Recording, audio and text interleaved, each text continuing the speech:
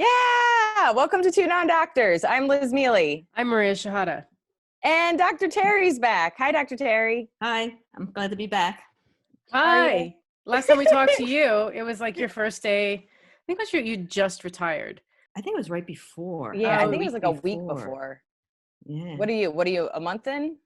Month and a half? I think so, because it's at least 2 months.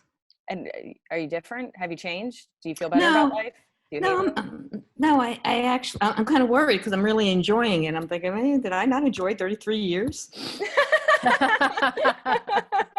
Because I'm okay. Have I wasted my whole life? Correct me if I'm wrong. I don't think you like responsibility, which I don't think anybody does.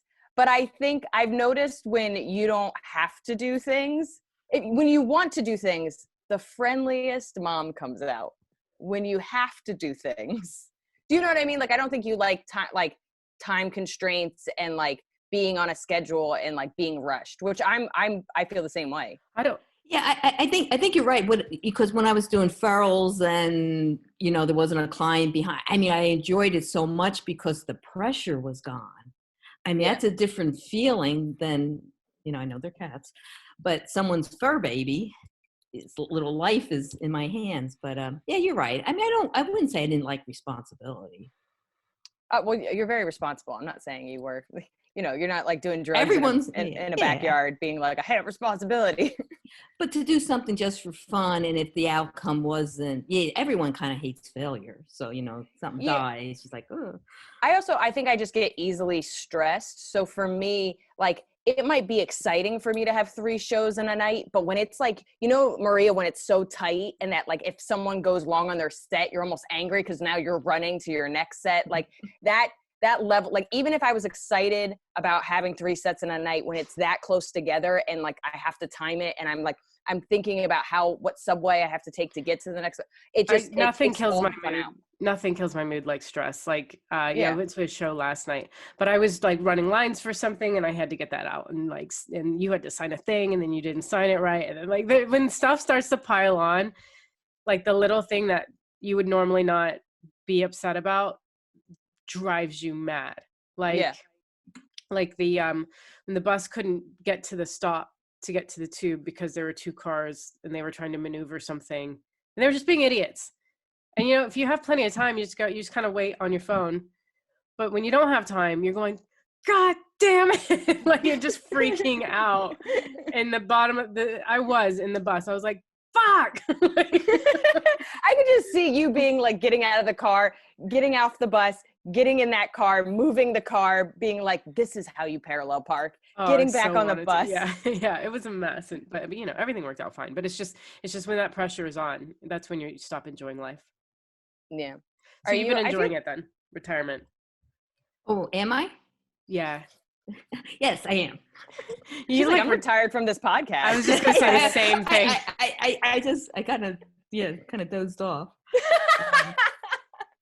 I am, part of it, a little bit, I'm worried that the reason why I'm enjoying it right now, because I have a lot to do. You have to unpack, it's the holidays. I don't know if like January comes and, it's a meltdown. Like, but right now I'm definitely enjoying it. In fact, I feel like I don't have enough time. Is that the weirdest and the craziest thing? I feel more time pressure on things I want to do. You're filling it more with stuff you want to be doing. This is what happened during lockdown 1, because it was like, oh, here's all the stuff I want to get done, and suddenly I'm like, how do I have no time still? What am I doing? But mostly it was because of Liz talking on the podcast. It was I'm a talker. Also, keep in mind, we talk before the podcast, we talk on the podcast, then I'm texting her after the podcast. Then because I get tired of texting, I just call her again. She's like, oh, you're calling again. I'm like, this is going to ruin our friendship. Then I wake up to 17 TikTok videos from Liz. Nobody talks about how much time suck a best friend really does to your day. Where like the amount of you're like, did Liz give me 6 homework assignments that are just like psychology TikToks? I'm like, tell me how you feel about this TikTok. When you started touring again, I was like, oh, thank God, I can get some writing done. I'm a lot. You know what I was going to say, Mom, is that you already kind of have retirement habits. Like you work out, you read, I feel like you've already kind of like you know how like everybody's goal with a kid is that they play by themselves? I feel like you mastered that and you just continue to do that into your 60s. Like, yeah, like I write a list. So, I mean, I always have this list that I'm working off of. Like I can't imagine you as a little kid ever telling somebody you were bored, but like even as like a retired person, like, you know, like a lot of like retired people like either drive their kids nuts because they're like, what do you do? Which, you know, I don't ever imagine you. Don't worry.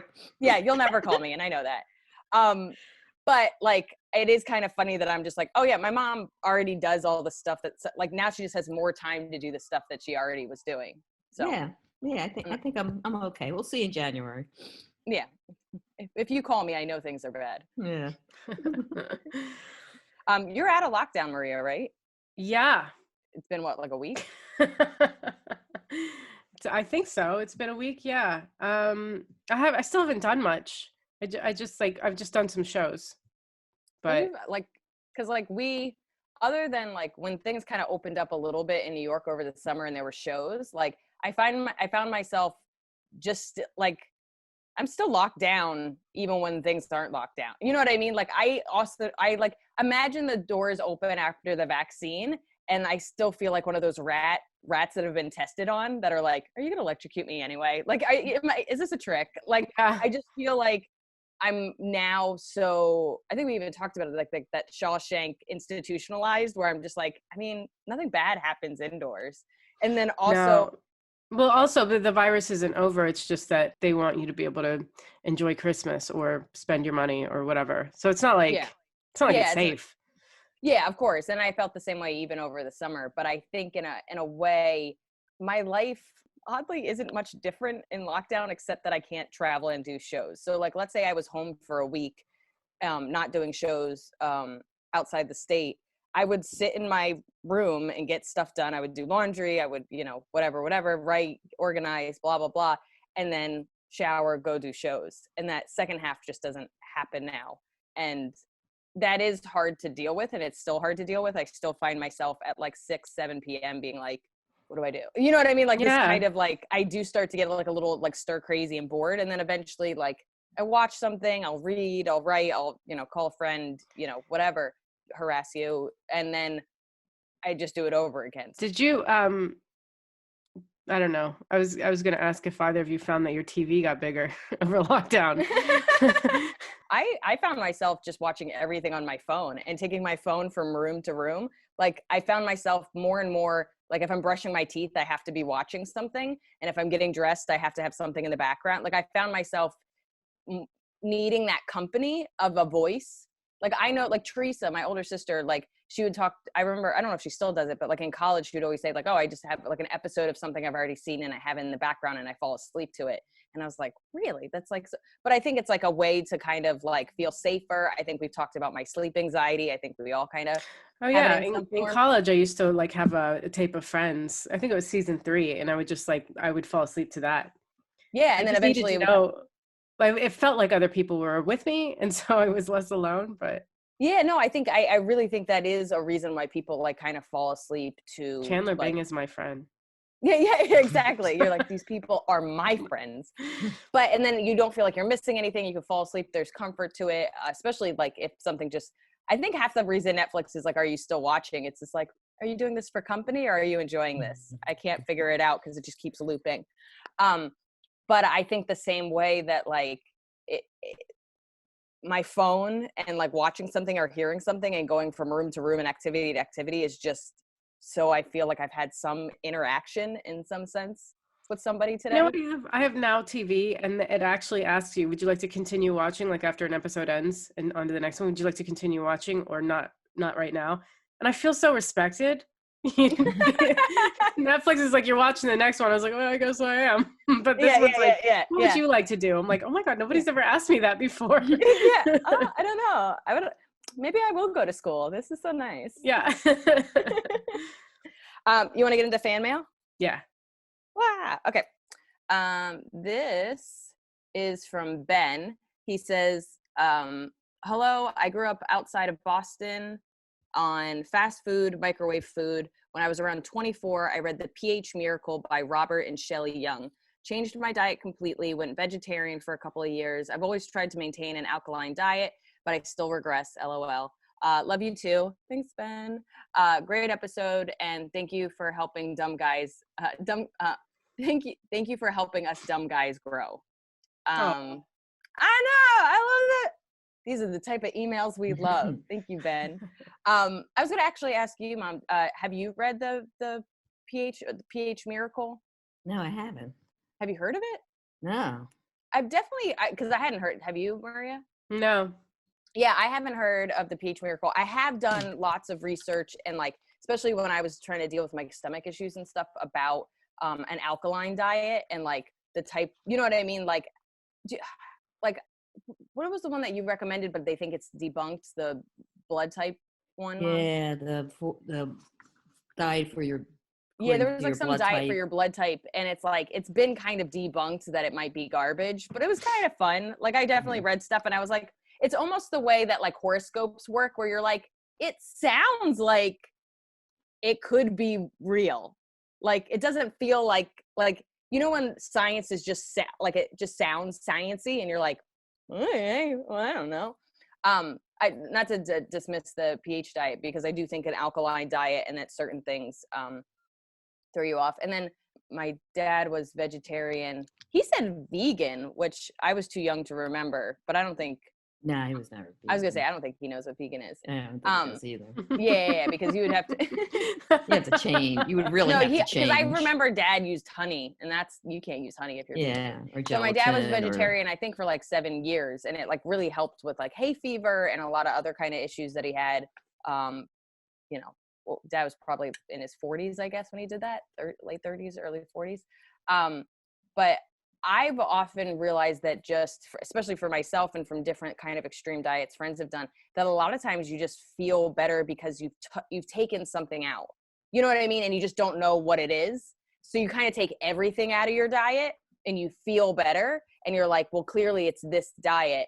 And then you go back or you regress in some way and you start to feel like shit. But it might not mean that you have to be on a super strict diet. It might just mean that like just dairy is messing you up, or nightshades are just messing you up. But I also think being on any extreme diet for a while, extreme in the sense that like if you were somebody that was like fast food and microwavable meals, and you start to eat vegetables and meat and stuff like that, that it just helps your body heal. Because like we talked about, did I send this thing to you, or did we talk about it, Maria, that like you go, like within a week of going off cigarettes, your body starts to heal. So even just taking a break from smoking actually helps your body heal. Yes. So but, yeah. Go ahead. I was gonna say, I kind of feel the same way about healthy eating. By just taking a break from not eating processed food or having preservatives or what have you, you give your body the nutrients it so desperately needs, but you also let it heal from whatever toxic crap you put in it. And you know, people never do the second half. So what you said is really true. Like you eliminated all these things and you don't know what is the thing that's making you feel better. And so the way you're really supposed to do it is add one thing at a time and see how you feel. So you may bring back, rice and you're doing okay. And then the next week you bring back milk and then you're not feeling well. But people always do this extreme thing, say it's the diet, where you're right, it could have been one thing. Yeah, it could have been you can't. And they never test it. They never do the test. That's the second part of an elimination diet, is not just eliminating everything from your life, but also adding back. Yeah, people, animals, food, relatives, just take it all out. You'll feel much better. Move to the woods, eat a plant, make your own box, make your own home, and you'll feel so much better. It's my cousin back in. It's probably eliminating your family and not going out. Yeah. You become vegetarian, no one wants to hang out with you, and you're like, I'm pretty sure it's the diet, and we're like, it's the lack of friends and family. They were so toxic. I like hearing about what other people do to kind of, because I feel like I went the paleo route and I felt so much better, but I'm the culprit of the same thing. I did it pretty strictly for a couple of years, and then I was like, this sucks. And then I kind of slowly went back. I have ideas of what kind of now hurts my stomach, and I do feel much better, but I think it was the mixture of healing my body and then never fully going completely back to how I ate before, but I still don't 100% know what my triggers are, or my issues, both emotionally and food wise, guys. But thank you, Ben. Thanks, Ben. We're proud of you. We're proud of your growth.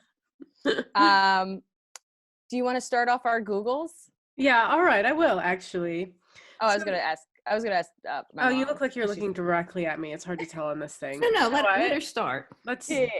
We might as well let our guest go, but it's fine. It's fine. I'm editing all of your sassiness, all of it. In fact, you won't even be in it. Yeah. What a great podcast with Dr. Terry and Maria Shahada. Yeah, I figured out how to like cut you out actually, because when you were helping me with my sides, I figured out how to like remove you, so it was just me front and center. Oh, and just the sound of my voice? Just the sound of your voice. So I really don't have to put you in at all. Oh, that's fine. Okay, so I went to Nando's with some comedians the other day, and then we got on the topic of washing chicken. Have we done the washing chicken Google yet, or have we talked about what chicken? Washing raw chicken before you cook it? I don't think we've done it on here. I just know you're not supposed to. You're not supposed to. I didn't think so either. And everybody looked at me like I was crazy. I was like, no, you're not supposed to wash raw chicken. And then they kept looking at me, and I was like, because, and this is where I started making it up. I was like, the microbiomes in your stomach actually can't handle, like, I didn't know what I was saying. And I was sure it's to do with microbiomes and bacteria. And I wasn't far off. So it says like stuff splashes everywhere. Like you wash it and then part of it. It's part of it. You get chicken bacteria everywhere. Chicken murder just all over your sink, and that's how you die. Well, maybe. Washing raw chicken before cooking it can increase your risk of food poisoning for Campylobacter bacteria. No, it's Campylobacter bacteria. I mean, doesn't matter. It's a bacteria. Only a few. Sorry? What is it? It's Campylobacter. So you do know it. Yeah. Thank you, doctor. Like, who cares? Oh, the doctor. We can call it campy, but yeah. Oh, campy.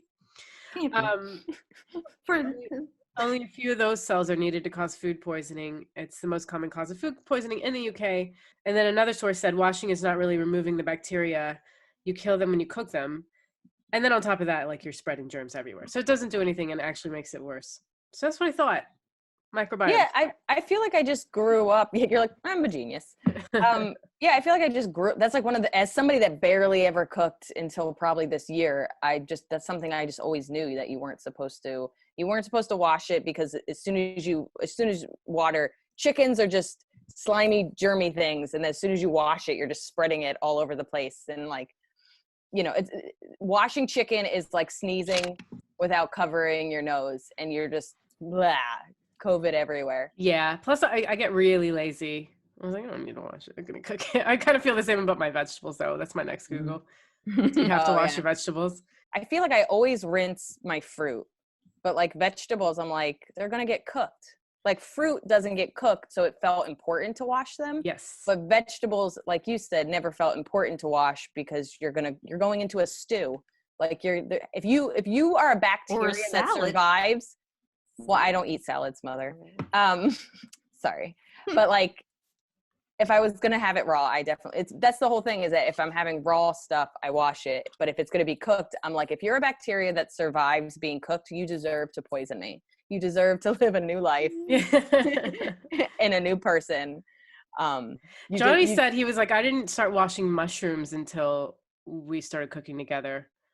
And I was like, but there's dirt like right on it. There's like obvious dirt on those. He was like, never bothered me. He just thought it was part of it. Yeah. You want to go next, Mom? Yes. Mine is chewing gum good for your jawline? No. Oh, now I understand. Sam, my son said, you must have the strongest muscles in your jaw because you chew gum. And I was like, is that true? So believe it or not, I Googled it. Is chewing gum good for your jawline? And it says chewing gum or blowing balloons, for those who is an effective exercise for your face. I was very happy. Written by Wrigley's. Chewing 20 minutes twice a day reduces the roundness of your face and reduces your face fat. So No way. Who even thought we had? Also, oh my God, I actually want to chew gum now. I know you don't. I know you don't like people who chew gum. In fact, but if I do it, it's fine. Oh, I see. I was going to chew it for this to show you. Look at this but jawline. It works all your muscles in your neck and tightens up your whole jaw. But the funniest thing about this, after I did this Google, I was getting all these ads for this product. That jaw thing, right? It's like it's the stupidest thing I've ever seen. Stupidest thing, and there's beginners. I was sitting here going, I want that. I think it's a piece of rubber, and there's for the beginner, the advanced. But the best part is when I was on their site, there's a pre-workout that you could buy. That's so cool. Really, is this really exercise that you need a pre-workout drink? I want it. Is it like the hand squeezing thing, that handle that you can squeeze together, but for your mouth? Handle. It's like almost like a ball or something, or it looks like a pacifier. Yeah, you put it. I mean, I think it's the dumbest thing, but I thought, now I'm getting ads for this. So this is okay. So I'm with you here. So basically, my journey was I was starting to get like jowls. Like I was starting to this was starting to not, and I don't know, they might have always been there, and I've just been looking at my face. Everybody got into skincare. Like I'm somebody that never washed their face, and then now I wash my face twice a day. I have a whole 45-minute routine. Please don't call me. I'm working on my face. I put on sunscreen today. I think it's the first time in 15 years. I'm the worst kind of girl, and every dermatologist is if you do one thing, that's all you need to do. So I went on a journey where it was how do I fix this? That jaw thing came up, and I was I think I was looking because people said jaw exercises, because people are you can do weird whatever. Mm. So I saw it, and it's literally women that are it's they make it seem like CrossFit for your face. It's really funny. So I look at it, and I'm that doesn't seem sound logic, and also this shit's fragile. So then I look up what's the detriment to do it, and they're you can fuck your face so badly with it. This is so sensitive that you could really disfigure your face and your jaw and make it hard to eat and stuff if you do it too much or do it wrong or whatever. It's there's a chance it'll be all chiseled. Wow. I don't know if it actually, that's the thing, is okay, so I think you've probably done more research on this. You can't really train one area. When people are you go do abs and that's how you're going to get six packs. That's kind of not how it works. You have to have right? Yeah. You can't just spot train one area. Yeah, you can't tone an area. Yeah. You can exercise in certain things, I don't know how to say it, not like an idiot, but you just can't, you can't reduce the fat in one area. If you're eating shit and you're still going to have. Yeah, and half the time, and everybody's body's so different that people gain. That's why guys kind of have more weight in their upper stomach. Women have it more lower kind of uterus stomach area. But just in general, I also, that's where I was also when it said I was can you really spot train? So I also there's all this conflicting stuff with facial exercises is the new thing to tone your face, and people are actually it's just going to cause more wrinkles, and you might fix one area but you cause more stuff. Yeah, it's true, because they tell you not to, if you're worried about that, not to use straws. And so it's kind of funny that the balloon thing or chewing gum, but yeah, I thought maybe an exercise. You're I've been working out all my muscles. How can I exercise when I'm not exercising? That's a great photo op of my mom deadlifting something while having a big balloon, and then people are look at her thighs and her jawline, gorgeous. Okay, let me do my Google. This one is embarrassing. I'm going to tell you what it is first, then I'll explain. Are eating eggshells good for you? Oh, I forgot to tell you, when I was making my cake, I had to put in eggs, and of course, when you crack an egg and it just it almost feels like it crumbles and you're no, I literally cracked an egg and it was all shells. So now I'm in the batter just being fuck. So I thought I got it all. Rather than clean out the shells, you go, maybe it's beneficial. Oh, I didn't. Hey, I'm podcasting. I did clean it out. Like I didn't leave it there, but I really felt like I got it all. I felt confident that I got it all. I made this cake, and then I was like, first of all, like everybody had one slice of cake on Thanksgiving. It was a Thanksgiving cake. And then I just ate the cake every day for like a week. So like, it was just, luckily I was the one that found the eggshell. It wasn't so embarrassing that it was like John was eating it, like my roommate was eating it, and he was like, "Huh." It was more like, it's a week later, the cake is already starting, I'm on a podcast. The cake is already starting to be not enjoyable, but I'm still eating it because we don't waste food in this family. And then it crunches, and I put sprinkles on it. So I was like, maybe it's a sprinkle, but I was like, it's not giving me the joy that sprinkle gives me. It just doesn't feel like, and so then I find it, and I'm also like watching something and eating. And so I finally look down, and it's legit like a half a shell, like in this cake. And I just pull it out. I know, it's pretty gross. So I ate some shell.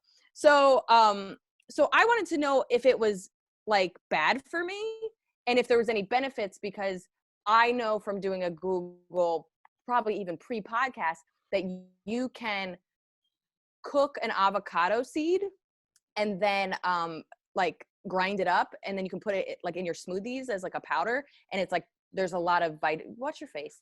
There's like a lot of vitamins and stuff. I'm not doing it, but it just I have to stop you there. You're cooking an avocado seed so it gets soft, and then you're grinding it so it gets mushy? No, you're not. You're like cooking it. I don't know. I can't answer these questions because I barely cook real food. But it doesn't get mushy. It just becomes a powder. So what? I looked up. Fuck off. So maybe you're roasting it? No, I have to know what you're talking about. Yeah, maybe it's roasting it. I don't know. Okay, I just know it becomes a powder. You Google while I explain my Google. Okay, so powdered eggshells can be a useful source of dietary calcium. Arnold Schwarzenegger says it's my secret protein drink, and he adds it to protein shakes. So, all right, it's a celebrity endorsement of what I discovered. And basically it says you would wash the eggshell, place it in water, boil it for 10 minutes, transfer it to a baking, to bake it. You bake it at 200 degrees Fahrenheit for 15 minutes. And then you grind the eggshells in a blender until it's a white powder. And then you can add it to stuff for like calcium and stuff. So I'm pretty much going to start a protein shake line with eggshells because I discovered this, and I'm going to be big and strong like Arnold Schwarzenegger. I would really love to see you as big as Arnold Schwarzenegger. Like, I would love to see like bodybuilder Liz. Well, when I was eating cake alone for the 8th time in 1 week. That's how anything's discovered. That's how anything is discovered. It's just an accident. That's how tea was discovered and other things. One example, fill in the rest, everybody. So you do roast it for an hour and a half to 2 hours. If you have that kind of time, sure, go for it. We do. And then at this point, the skin of the seed will dry, peel away the skin, and then grind it in a spice mill or a food processor. Okay. And how long can you keep an avocado pit for? Because I'm not going to roast one for an hour and a half to 2 hours. I'm going to have to like eat a lot of avocados, build it up, have like 10, put it in the oven. And then how much powder do you need? I have too many. You presented more questions than answers. How long does my avocado protein powder last? Because while I don't have a job, we are in lockdown and there's nowhere to go. And I am lazy and sometimes run out of groceries and still don't go to this grocery store. I know this is going to go bad.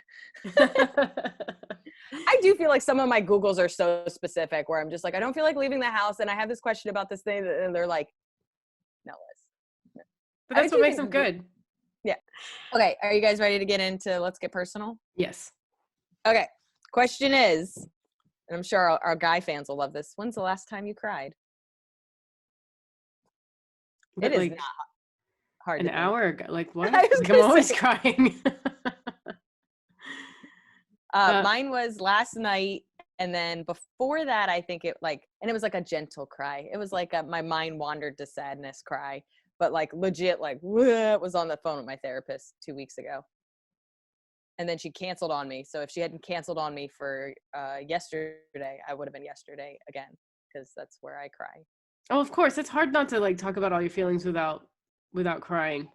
I remember one time I was talking to a therapist and she was asking questions and I was giving the answers, and she went to take a box of tissues and she was like, here, just in case you need them. And it just took me out of it. And I was like, fuck you.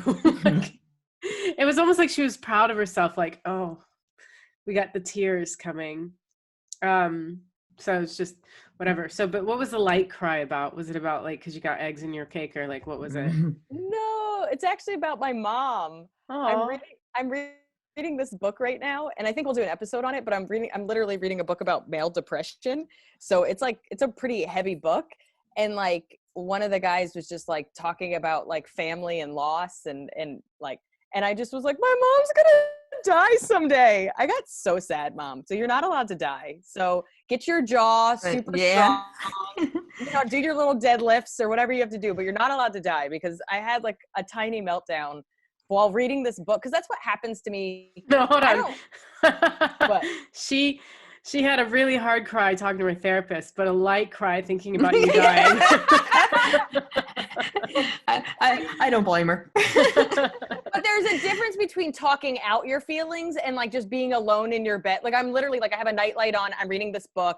This guy is talking about like losing his family. And I was like, my mom's gonna die someday. What a bitch. Like, it was just kind of like, and I was kind of like, don't do this, Liz. We're trying to go to bed. We're reading to go to bed, not like, so I just, it was like, I don't know. I don't know how you guys are, but like, I try not to have emotions all day long. And I'm always in worker bee mode, and I don't really allow myself, the most like kind of allowing myself to feel and think is when I'm writing jokes.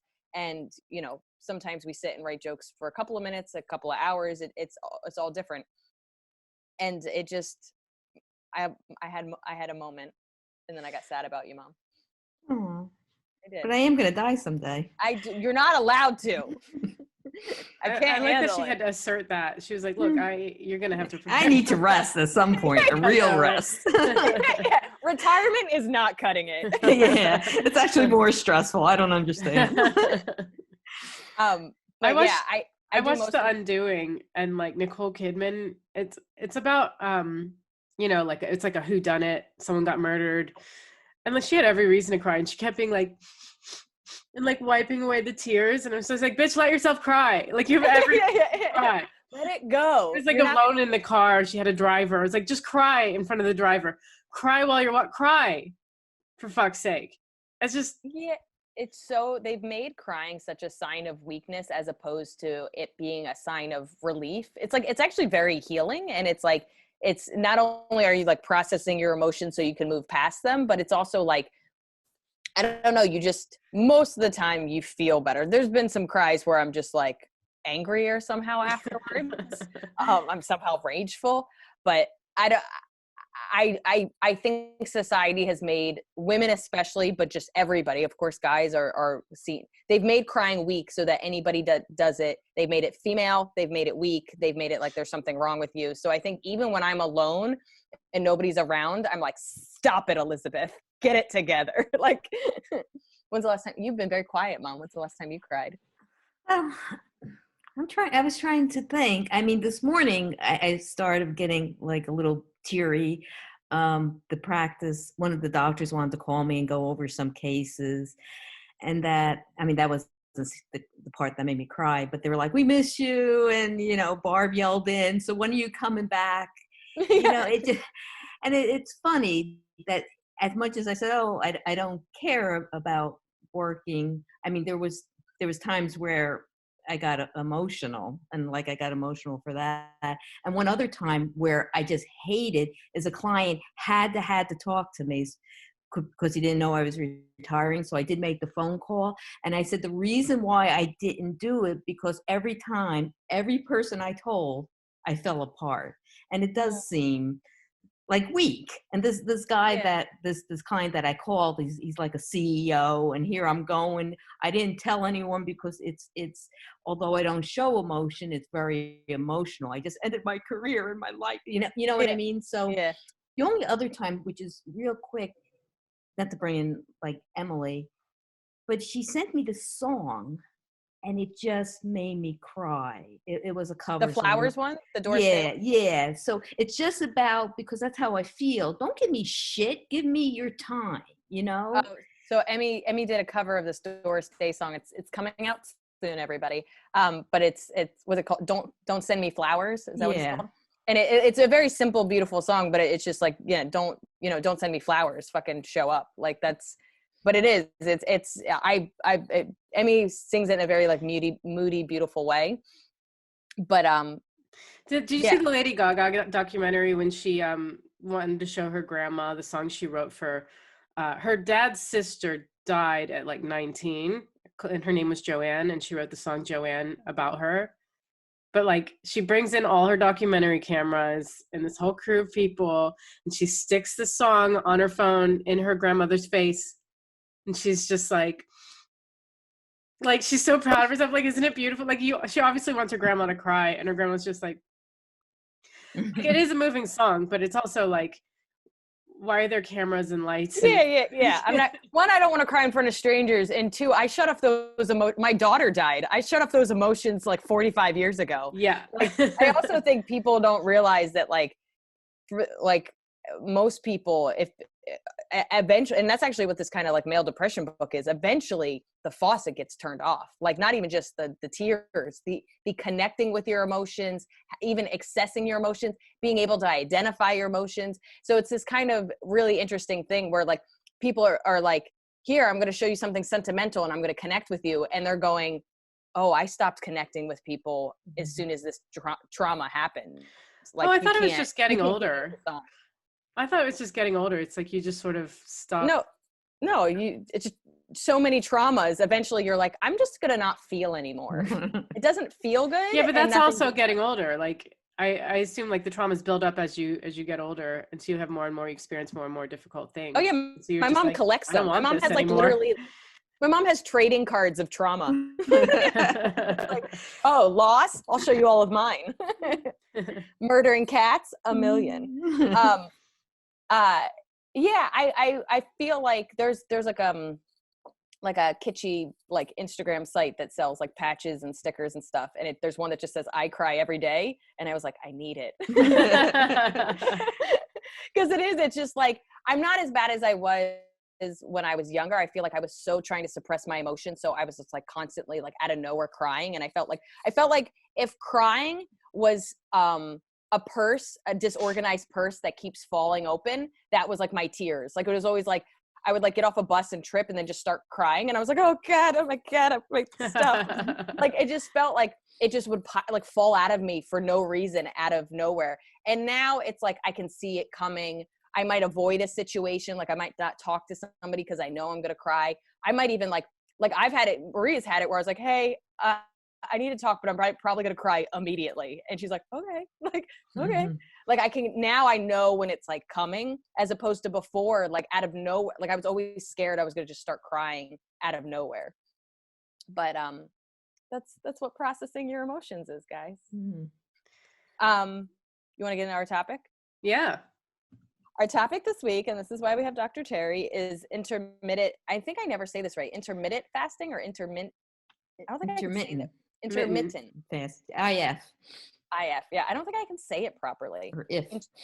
Intermittent you fasting. Did it. I think I did. You did do it. I had to really focus. Intermittent fasting. I feel like how long because you've been doing it for a while now, right? Yeah, probably about a year. Okay. And what did somebody tell you that it was a great, like were you doing it for weight loss? Were you doing it to help you train? Well, wait, my first question is what kind do you do? Because there's the kind there's that's so many. Yeah. So like, I do like what I would consider one of the easier ones. I do 16/8, so 16 hours of fasting, 8 hour eating window. And I mean, there's people that will do it for, a week. I mean, there's so many, or you skip breakfast and lunch and you eat, dinner to dinner. So it's 24 hours. But the reason why I did it was I never liked breakfast. And it seemed, you know what I mean? Everyone says this is the most important meal. And it was just so easy to skip that. And then there you are, you sleep and you skip breakfast and you're like walking around saying, I'm fasting. Yeah. That's actually kind of what happened to me because Johnny doesn't like breakfast either. Like he doesn't need to eat until like 1 o'clock when he's like, I feel I should eat. Like he just doesn't get hungry the way I do. I used to wake up and just go, I need to eat like a full pancake, egg, bacon situation now. And then I just got used to getting up, spending a few hours with him, and then going home and not eating till 12 or 1. And then I realized I was intermittent fasting also.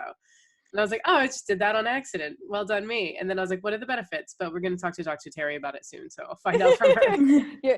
She'll just tell me what I'm doing right and wrong. Yeah. So there's a couple, like I'll just break this down a little bit. Like there's like the 13 hours to 11, like, so 13 hours fasting, 11-hour window of eating, which is like I think the easier one. There's the 16-8, then there's 18-6, 24, then there's like 36. Then they have all these other ones where there's like the eat, stop, eat, which is 2 days a week. You just fast completely for 24 hours. Then there's alternative day fasting, which I had a manager. This is like almost 12 years ago, 15 years ago. I had a manager that his wife was a model. And I forget, we were talking about something. She's like, oh, my wife's not eating today. And I was like, is she sick? Like, I was like, is she dying? Like, I was like, I don't know. Like, is she a cat? Like, I just don't understand why she's not eating. And he was like, oh, she's a model, so she eats every other day. And that's the first time I ever heard anybody do that. And I was like, well, that seems like a disease. But I think there's now, I like, from doing research and stuff, I could see that the benefits of eating every other day, although that's got to be the weirdest thing to say to somebody, where they're just like, hey, you want to get lunch? And you're like, not today. Oh, you busy? No, I just don't eat today. This is my non-eat day. I only eat with my friends on Tuesdays and Thursdays and Saturdays. And then there's a couple of other ones, and they all have a various degree of, like, some of them, like there's one that's like 252, I forget what it's called. It's like one where like I think what you said, Mom, like you don't eat the first 2 meals of the day. So you're like, regular day, you don't eat, you only eat dinner. Regular day, you only eat dinner. Like, and you kind of stack it like that. But there's some of this has like no science to it being beneficial. It's just like somebody was just like, let's pick random days that we only eat 1 meal. Right. Why don't we go with personal first? Like, what benefits have you seen from doing the 16-8 fasting? Well, for me, it's easier. It's convenient, and it didn't feel, it was something I could do forever. It didn't feel like a diet. And what I noticed, it was really easy just to control my weight without much effort. I mean, you can't be an idiot during your 8-hour window, but you can almost go about, you can almost go about your day and eat the way you were and not worry so much about your weight changing. And that would be the biggest. You can control calories. Going back to like the different diets, you know, paleo, whole food, you know, all of them, keto. Yeah, when you first start, the reason why they're working, especially when you're first learning, is that you're restricting calories. You're like, you know, you're a new diet, like what can I eat? And really most of weight control is calorie deficit. So this was a way to do any diet. You could do any diet with this, with intermittent fasting, but yet it controls really your day and it gives you a schedule. To me, I've noticed, because I started doing it maybe like 4 months ago, and the time to have done this is when I had a job. You know what I mean? Like, it's so much harder because like when you do, like, I almost do feel like a cat or a dog, where like I wake up and I'm like, the best part of my day is food. Yeah, but I do feel like it's hard if you're doing comedy to end up eating really late at night, because I don't have time to eat before the show or something. But but this would be the opposite, actually, because because our day normally is what? We probably leave the house anywhere from 5, 6, 7 p.m. and then we're getting home super late. So I do think it will be harder, especially when we do have comedy, but you can also, what I've done, because I'm still going to bed pretty late, what I've started to do is I start eating, depending on when I stopped eating, I start eating around 11 or 12, and then I'm done eating around 6 or 7. So I'm basically having kind of like this brunch kind of situation, and then I'm having an early dinner, and then I just water the rest of the night, or seltzer, whatever you feel. But like, I was the same way, where like everything just got pushed back, and I was having dinners. I was either having 2 dinners a night. Remember, that's how we became friends. We're like, do you want to have a second dinner at midnight? Yeah, I do. Like, Maria would go out to dinner, do a bunch of spots, and then I'd be like, I don't want to go home. And she's like, neither do I. And then we would go to a diner and have another dinner. So this is very much the opposite of who we are. Although if we did 2 dinners in a night, it was really just like, if that's all we did, that would have been, but we were having breakfast, lunch, dinner. That's a problem. Which why is it there's no name for that? Like, there is. Taco Bell calls it 4th meal, but I like dinner better. Dinner. Do you want to do dinner? I would love to do dinner. Love dinner. I had dinner. I could totally go for dinner. So I was the same way as Maria. I was a wake up, you know, have my tea, have my coffee, have my breakfast. I mean, I barely, like, my contacts aren't in. I don't even, like, I'm throwing on a pair of pants and I'm already making breakfast. I was like a wake up, eat breakfast kind of person before I even knew if I was hungry or not. And then this is kind of, I think I like the control of it, but I like eating, and we've always talked about this, but there's no, like, I'm not making anything amazing. I'm eating the same crap every day. There's nothing special to it. And I'm just doing it so that my stomach doesn't hurt, like most meals, except if I go out to eat with a friend, that I'm like, ooh, fun stuff. But like, and then now that I'm doing like Blue Apron and cooking more, but like most of my life, food was just a way to like not fall asleep at the wheel kind of thing. And like, did we ever talk about, because I think one of your Googles was what's the shake that's just your nutrients? What's that called? Well, the Huel. And then just the ones where it's like a meal replacement. And we always said, like, who is that for? But I think it's for like kind of this in some ways, where it's like you're too busy, or you're somebody that doesn't care about food, but you need to get your nutrients and you need to continue your day. So you're just like, I'll have this thing and go on with my day. And I think intermittent fasting, we're just gonna say IF because I really can't do it, is a form of somebody that like, I do think it's a little bit like an anti-foodie, but I think you can be a foodie within it. But I just don't care enough about food. So I'm just like, all right, I had 2 meals. I did what I was supposed to do. And now it's just that I like my late night snack. That's really my eating my cake all week long snack. That's the opposite of intermittent fasting. I still did intermittent fasting and ate that cake. I just had to eat it before 7 p.m. Oh, I see. Just need to eat it in your window. Yeah. No, I still ate cake. Like, she's like, you could still do paleo and this. I'm like, you mean I can still just be a sugar addict and be on this? Well, okay. So so your benefits for you were that it was scheduled.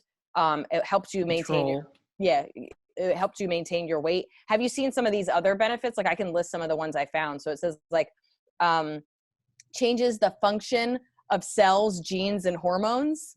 Do you feel like your genes are fixed? You know how, my genes are much better. They fit my so jeans, much better. I look good in my jeans. One of the other, I can't think of the name of the book, but it was this doctor who said, obesity or being fat is not a lack of control. It's really a hormonal problem. So stop making, this is like a disease. Obesity is a disease, and it's a hormonal disease. And why intermittent fasting works is that you're giving your pancreas a rest. So I don't want to go into too much science, but every time you eat, especially carbohydrates or sugar, there's an insulin release, this hormone, and it has to control your blood glucose. So either you need this blood glucose to do something, or if you're eating too much, it's going to store it as fat. So insulin controls a lot of this. So when you don't eat, you don't have this insulin surge. So really the reason why people gain weight is because of insulin resistance and all that. So that's why it really made sense. First of all, it took obesity away from being something that you have lack of control, you can't make a diet work, to that it really is a hormonal problem. Yeah. And I noticed this with cats. It's funny, cats are, even cats are getting too fat. So they would become diabetic, and I would tell them that they need to eat more protein, and that, yes, we're going to start your cat on insulin, but believe it or not, eating more protein, eating only 2 meals a day will cure your cat. And it's funny that we can't cure diabetes with people, but your cat will probably get off of insulin and be better. And then I read this book, and he was like, I cured all these diabetics. And this is the sad thing about our health system. Instead of shoving injectable insulin into people, it's really a diet problem and a hormone problem.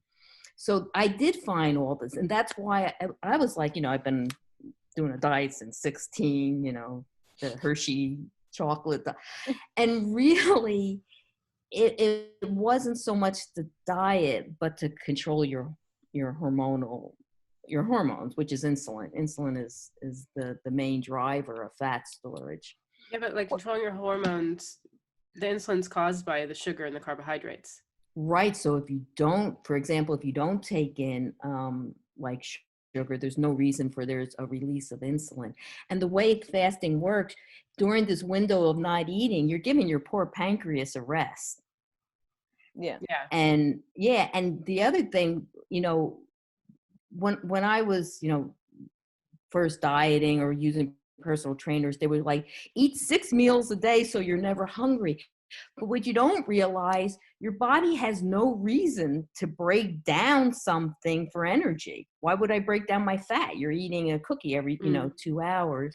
So that's why fasting works, is that, first of all, you're giving your body and your pancreas a rest, but you're also saying, oh, I need some energy. Let me break down that hip, fat. Yeah.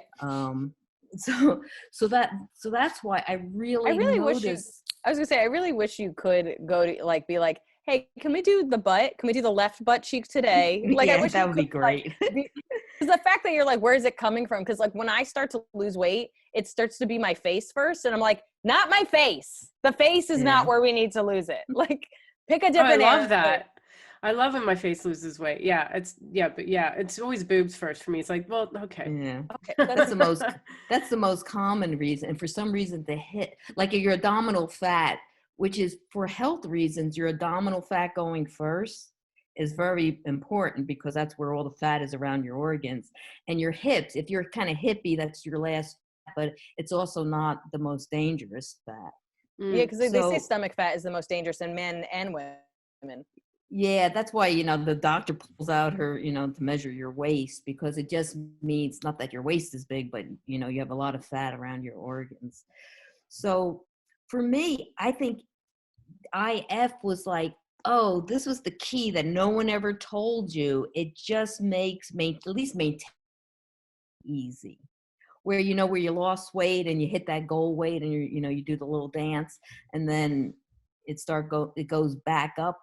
It feels like you're not even trying.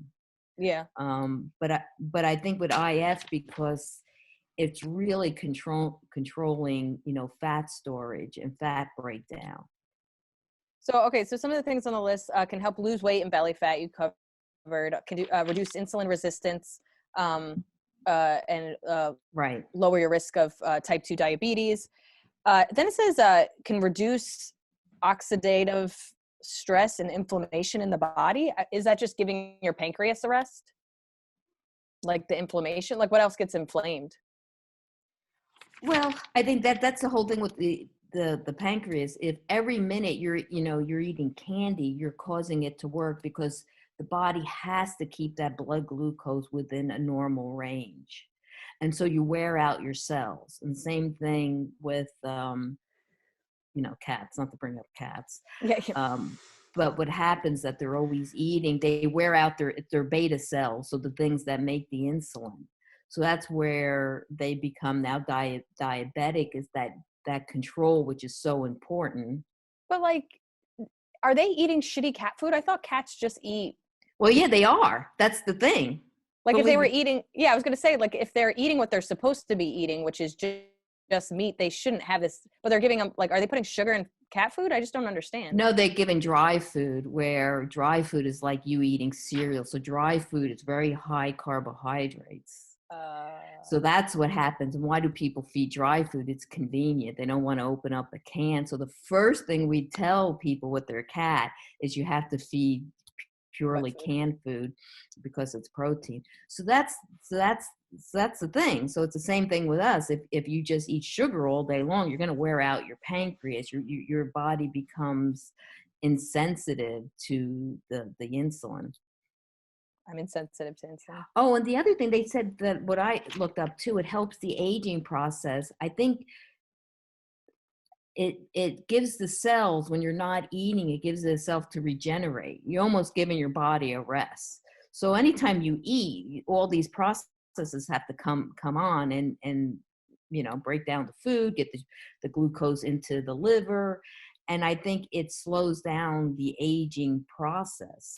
Well, what I noticed is, so I'm a late night eater. I like eating in bed. I'm gross. I like to eat in bed. I like to snuggle up with some ice cream and a movie. I like to have my own little world. How much you're owning all of this. I eat in bed. Oh yeah. I don't care. This whole podcast knows how gross and just, I'm like wearing sweatpants I wore every day for 2 weeks in a row.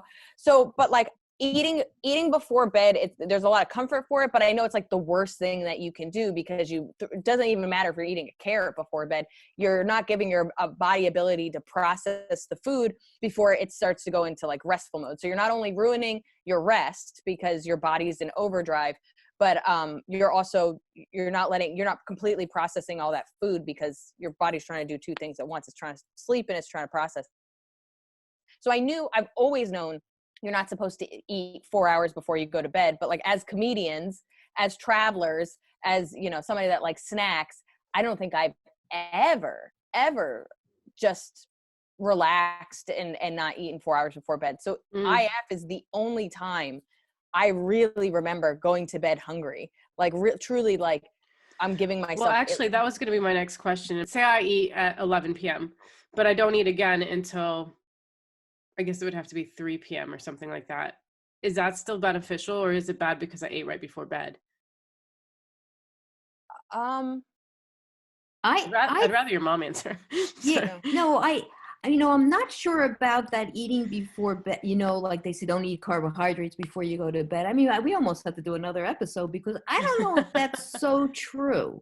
Now, you shouldn't eat right before bed because, again, the enzymes and everything, but I don't think it's so bad what you eat. And for me, so I think it's okay because that's your schedule. It would be better to run it to work for your schedule. You would have to eat at 11, but now there's an app for this, by the way. So you cannot eat until 16 hours later. But she's saying I eat at 11, I go to bed, let's assume 12. You don't get that 4 hour window. Is it the same benefit as if you were doing the same timeline, but you stopped, you still did the same 16 hours, but you stopped at 8 and went to bed at midnight? Is the eating right before bed disregarding all the fasting? No, see, that's what I think. I think that's not true. Great. That's great news. Great news for all late nighters.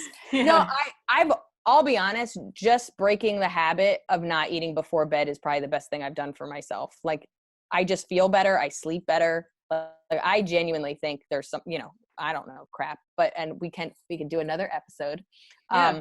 But I do think, just even if we just look on sleep alone, not eating before, and again, I'm eating crap, I'll be honest about that. Not eating before bed has helped me just sleep better and feel better. Because I would have stomach aches. I'm a child. You didn't raise me right.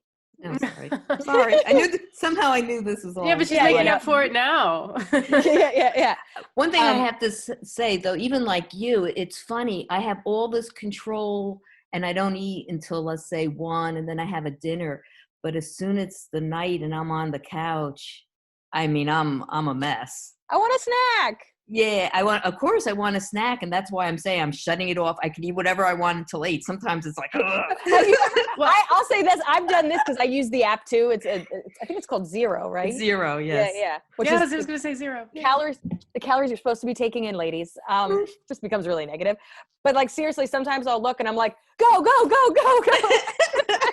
You got 5 minutes, Liz. That's hilarious. But I think IF is all about control because it doesn't, I mean, you can be walking around with a cupcake almost, and I'm not eating I do have until cupcakes 1. downstairs. Yeah. But then at some point, like in my window, I'm not an angel. Like I'm like, yeah, I'm starting to. So I wish I was better about not having to eat at night, but you know. Yeah. Okay, so let me bang through some more. Says Yes. may be beneficial for heart health, induces various cell repair processes you were talking about, may help prevent cancer, good for your brain. Look how smart we are. Yes. May help prevent Alzheimer's disease, may extend your lifespan, helping you live longer. Who really wants that though? Like, I thought you wanted me to live longer. I want you to live longer, but I thought we would just like die at the same time. Is that too codependent? I'll hold your hand. We go into the night together. If I'm healthy, I mean, I don't want to be like 95 and like just doing nothing. If I can't deadlift, right, Mom? Yeah. If I'm not lift, yeah, I hope I die during a deadlift. We can make that happen. This is how she wants to go. And I just like hit you with a weight. This is what she wanted. It's not murder. Okay, so I want to touch on this real quick because we have a little bit of time. So the biggest issue that I've come into is that they say it's not great for women, that all these benefits are there for men, but it's not great for women. So like they did say, like, so I haven't had a problem. The biggest issue they said for women is negative effects with reproduction, so like hormonal issues, or if you're trying to get pregnant, which I'm not, so whatever. But like I do understand that if I, as somebody that doesn't want to get pregnant, my hormones being off and missing my period or not getting a period does affect other parts of my body and my health. So I don't want to, even though I'm not using my uterus, I don't want to mess with it because it affects my entire body. So I was really weary of doing this, and because I read a bunch of articles about how it can have negative effects on women.